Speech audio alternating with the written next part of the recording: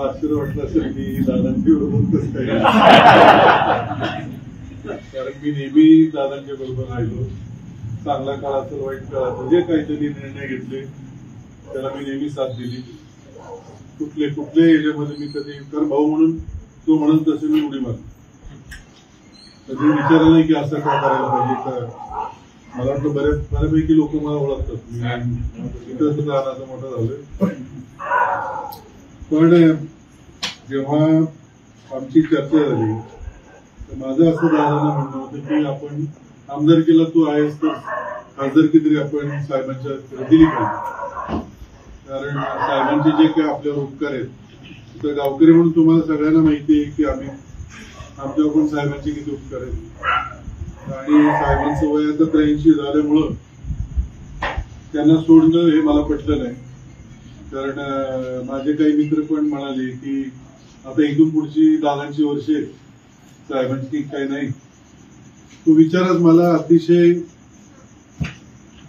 वेदना देऊन गेला की आपण वयस्कर झालेल्या माणसाची किंमत करत नाही का, तर पुढची 10 वर्ष आपल्याला दुसऱ्या माणसाकडून लाभ मिळणार आहे. याच्यासारखा नालायक माणूस नाही असं माझं वैयक्तिक म्हणणं आहे. कर्मचाऱ्यांनी सांगितलं की आपली आई, आता आपण आपले वडील शेतात जातात, बाजारून चक्कर मारतात. तुम्ही आम्हाला आठवत असाल 15 ताबा किंवा जुनी लोक शेतात. पण याचा अर्थ असा नाही की त्यांनी सगळं शेत आपल्याला दिलं. जमीन आपल्या नावावर केली म्हणून काही त्यांना घराबाहेर काढायचं नसतं. जे काही ज्यांना कुणाला पदं मिळाली ती साहेबांमुळे मिळाली, पहिल्या दिवसापासून ते आतापर्यंत. आणि त्याच साहेबांना आपण म्हणायचं आता कीर्तन करा, आता घरी बसा, हे माझ्या मनाला पटण्यासारखं नाही. मी जरा वेगळा माणूस आहे, मी काय राजकारणी नाहीये. मला जे पटत नाही ते मी करत नाही. म्हणजे माझे शाळेतले मित्र सुद्धा मला न सांगता गेले ठीक आहे हरकत नाही. काही गोष्टीची एक आपण औषध विकत घेतो नाही. आपण बघा औषध सुद्धा विकत आणतो त्याच्यावर एक्सपायरी डेट असते. त्याची काही नात्यांची पण एक्सपायरी डेट असते. ते एक्सपायरी झाली समजायचं पुढे चालत राहिलं, वाईट वाटून घ्यायचं नाही. एकच आयुष्य, आता 60 वर्षाचा आहे मी आणि मला दबून वागायचं नाहीये, दबून जगायचं नाही. जगायचं तर स्वाभिमानाने जगायचं. प्रत्येकाने हे लक्षात ठेवलं पाहिजे की आपल्याकडे पूर्वी म्हणायची मला कोणी किरकिरी बरोबर, मला ती म्हणणं अजिबात पटत नाही. एकदा आपले डोळे मिटले तर आपण कधी येणार आहे काही ते किरकिरीला काही चाटायचं की आपण जे आहे तेव्हा चांगलं काम करा, जे मनाला पटतंय ते करा. तर केवळ कोणीतरी लाभार्थी आहे म्हणून त्यांच्या मागे जायचं ते मला नाही वाटत त्यांना पण झोप येत असेल तर ठीक आहे. प्रत्येकाला आपापले विचार असतात. आणि साहेबांच्या बद्दल मी तेच म्हणेन की साहेबांनी काय केलं म्हणजे ह्याच्यासारखा आश्चर्यकारक प्रश्न नाही. ज्या साहेबांनी आपल्याला 4 वेळा उपमुख्यमंत्री केलं, 25 वर्ष मंत्री केलं, तरी सुद्धा म्हणायचं काकांनी माझ्यासाठी काय केलं. असं काका मला मिळालं असतं तर मी पण खुश झालो. असा त्रास देणारी व्यक्ती जर आपल्या आयुष्यात आले तरी कुणाला नको. मला एक माणूस दाखवायचे म्हणून नाही मला त्रास दिलेला चालला असता. एवढे वर्ष तुम्हाला समजलं नाही का ही सगळी चाल कोणाची, जसं त्यांनी सांगितलं की ही बीजेपीची चाल आहे, ही वस्तुस्थिती आहे. ती RSSची तेव्हापासूनची चाल होती की त्यांना शरद पवार हे नाव संपवायचं होतं. त्यांनी खूप प्रयत्न केला. आणि तुम्ही जे कोणी वाचत असाल इतिहासाने पण हेच केलं. जेव्हा घरातला कोणी त्याच्यामध्ये फोडता येतो तेव्हाच ते घर संपतं, नाही तर घर एक असतं तर ते संपूच शकत नाही.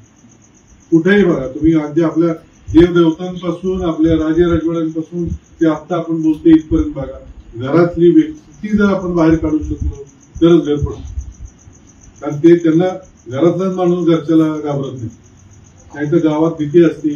आता मला पण माहितीचं आजूबाजूला टेप करत असतात तरच मी सांगतो मी कुणाला घाबरतो. मला काही घेतली नाही. तुम्ही टेप करा, कुणाला पाठवा, मला काय फरक पडत नाही. मी काही कुणाकडे लाभार्थी म्हणून जाणार नाही. काही लोक चोरून ऐकत असतील आणि त्यांना पण माझा स्वभाव चांगला माहिती. मी इथून पुढे बोलणार आहे आणि मनमोक्त बोलणार आहे. मी काय कुणाला, मला हे अतिशय पटले नाही. साहेबांना एकुलती एक मुलगी आणि त्यांना काय वाटत असेल ह्या वयात 10 वर्ष साहेब जरा जुने असू द्या, त्यांना सगळ्यांना काय केलं असं तुम्हाला पण माहिती.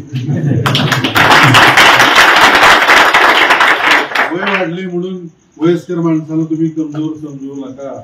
आणि विशेष करून मी फिरतोय ना, आता आम्ही फिरतोय तर तरुण, मला आश्चर्य वाटतं की मधली जी आहे ना आमची पिढी हीच जरा लाभार्थी झाली. तरुण पोरं जी आहेत ना ती म्हणतात आम्ही बघून घेऊ काय करायचं दुर्दैव, म्हणजे माझं दुर्दैव की माझ्या वयाची माणसं जरा लांबचा विचार करणारी तरुण म्हणतात बघू पुढचं पुढे आमच्या जिद्द आहे, आम्ही आमचं करू. आणि वयस्कर माणसाला माहिती साहेबांनी काय केलं, त्यामुळे त्यांना सांगायची गरज नाही. मला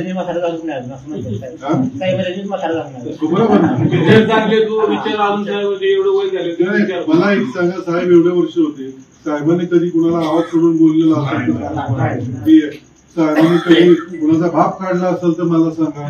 कधीच नाही. त्या माणसांनी प्रत्येकाला रिस्पेक्ट दिला. फक्त मधले 25-30 वर्ष त्यांनी ते दुसऱ्यांवर सोपवलं होतं की बाबा मी दिल्लीत आहे तर तुम्ही हे बघा. पण नंतर जसं आता मी माझा कारखाना माझ्या मुलावर सोपवलाय, त्याच्यानंतर मी जर 20 वर्षांनी तिथे गेलो तो वॉचमॅन जर मला आज सोडला तर मी काय वॉचमॅनला पण माहित नाही की असं घडलेलं आहे. आता तुम्हाला मोठा उद्योगपतीचा सांगतो तो रेमंडवाला सिंगानी आहे, त्यांनी पोराला प्रेमाने सगळे कंपनीचे शेअर दिले, पोराने बापाला बाहेर काढलं, बाबा आता बिचारा घरमध्ये फिरतोय. हा इतिहास आहे. पण बराच सांगतो, आपण खेडेगावातली माणसं आहोत, आपण मरेपर्यंत वडिलांना आईला सांभाळतो, त्यांचा दवादारू करतो. एबीपी माझा, उघडा डोळे बघा नीट.